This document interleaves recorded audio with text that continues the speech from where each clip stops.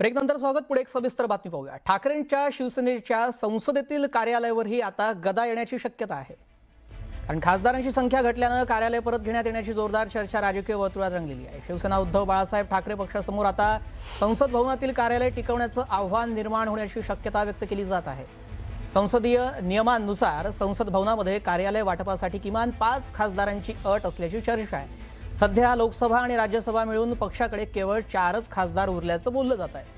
त्यामुळे संसदेतील कार्यालय परत घेतलं जाऊ शकतं अशी शक्यता सध्या वर्तवली जात आहे। मात्र याबाबत लोकसभा सचिवालय किंवा राज्यसभा सचिवालयाकडून अद्याप कोणताही अधिकृत आदेश जारी करण्यात आलेला नाही आहे। बंडखोर खासदार वेगळे झाल्यानंतर शिवसेना उभाठाची संसदीय ताकद आणखी कमी झाल्याचं चित्र मात्र स्पष्ट आहे।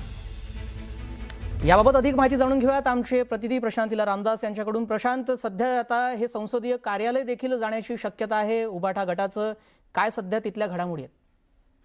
बरोबर आहे। संसदेच्या परिसरामध्ये खास करून संविधान सदनामध्ये 3ऱ्या माळ्यावरती शिवसेना उभाटाच म्हणजे उद्धव बाळासाहेब ठाकरे पक्षाचं कार्यालय आहे।